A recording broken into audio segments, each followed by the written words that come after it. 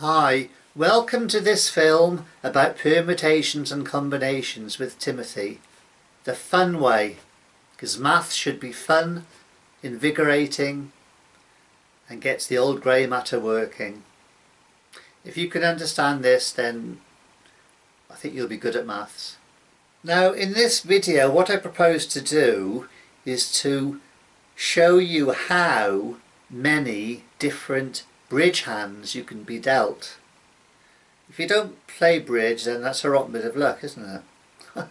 But we're talking about how many different hands of 13 cards can you get from a full pack of 52 cards. It's not that difficult to work out. Now, to simplify things, just imagine you've got a pack of 5 cards: the ace of hearts, 2 of hearts, 3 of hearts, 4 of hearts and 5 of hearts. And just say you were going to ask the question, how many different hands of 3 cards could you be dealt from these 5 cards? So if we can work that out, then we can work out our ultimate aim of working out how many different bridge hands you can be dealt from a pack of 52 cards. Now the formula for working this out looks a bit complicated, but we're going to break this down into small steps so it's easier for you to understand. The number of ways you can select R objects from N objects in a line where order is important is equal to NPR equals N factorial divided by N minus R factorial. And there's a further formula where order is unimportant, and it's quite similar. NCR equals N factorial divided by N minus R factorial divided by R factorial. Now I'm assuming you know what factorials mean. 5 factorial is equal to 5 times 4 times 3 times 2 times 1. 7 factorial is 7 times 6 times 5 times 4 times 3 times 2 times 1. Easy peasy. Before you ask, 0 factorial equals 1. There's always someone who's going to ask that question, you know, but now the first card can be taken in one of 5 different ways, and for each of those 5 different ways there are 4 ways of selecting the second card. Okay? 5 times 4 equals 20, so there's 20 ways of getting, to want for a better word, 2 cards from a pack of 5.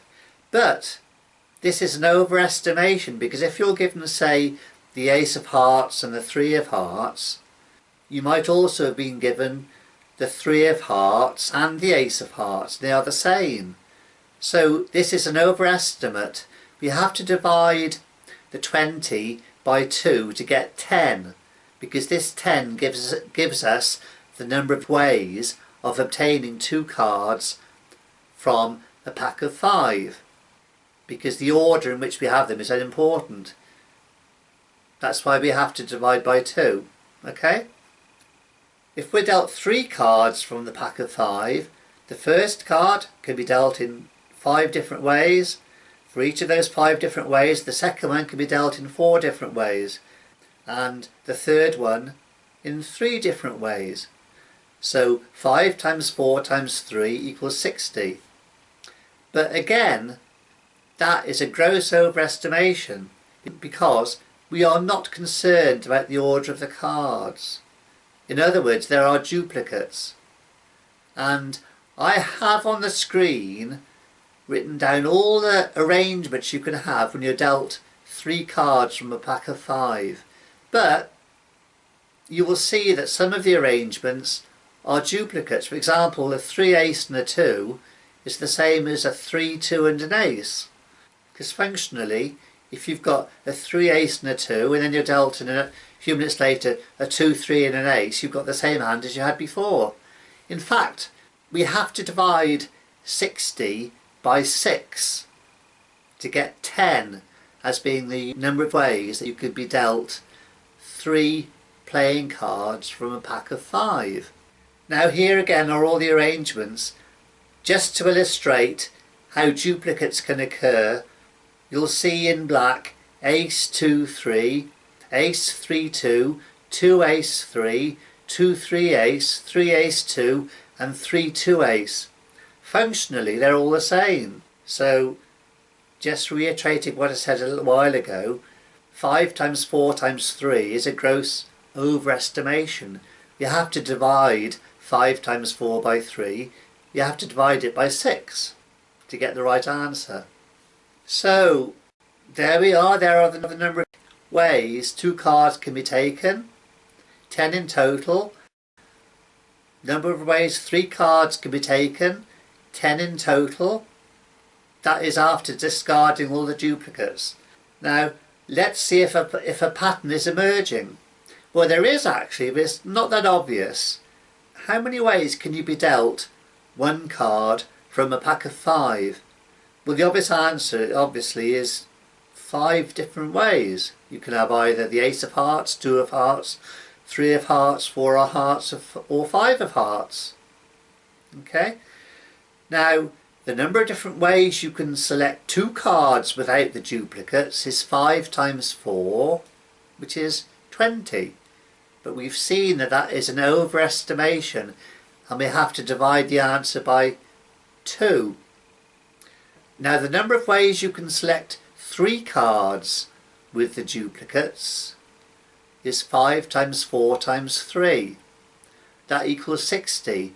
And as we saw, that was 6 times larger than it should be. So we have to divide 5 times 4 by 3, divide it by 6 to get the answer we're looking for. Now I hope you can see a pattern emerging.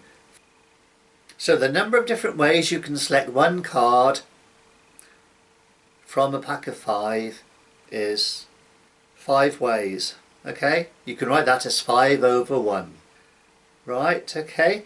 Now the number of different ways you can select 2 cards without the duplicates, you can write that as 5 times 4 divided by 2 times 1.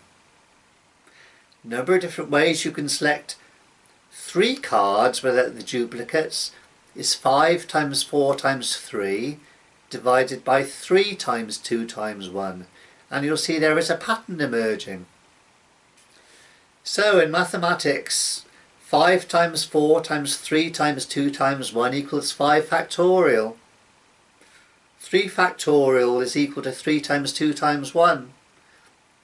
So selecting 3 cards from 5 when order is unimportant equals 5 factorial divided by 2 factorial divided by 3 factorial.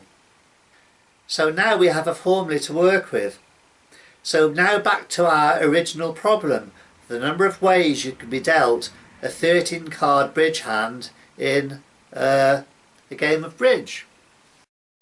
Okay, so the answer is 52 times 51 times 50 times 49 and so on times 42 times 41 times 40. Okay, now those are unique ways.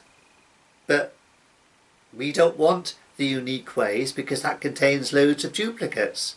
So we have to divide that massive sum by 13 factorial to get rid of all the duplicates. So with a bit of thought, this can be written as 52 factorial divided by 39 factorial divided by 13 factorial, which equals a very large number. Now we can generalise what we have learned. There are n factorial distinct ways you can arrange n objects in a line. The number of ways you can select r objects from n when order is important is equal to n factorial divided by n minus r factorial. But if you want to discard all duplicates, it's easy peasy. Then you divide this answer by r factorial. So in mathematical terminology, this equates to the following. The formulae to calculate the number of arrangements of r objects from n objects in a line with order not important is equal to n factorial divided by n minus r factorial divided by r factorial. Well, I hope you've followed this because it's really quite interesting, and with this knowledge I hope you've just gained from my video, you can work out some real cool calculations. For example, what's the probability or the likelihood of me winning the National Lottery from buying one ticket? So I'll probably do another film about that actually. So keep watching. Thank you.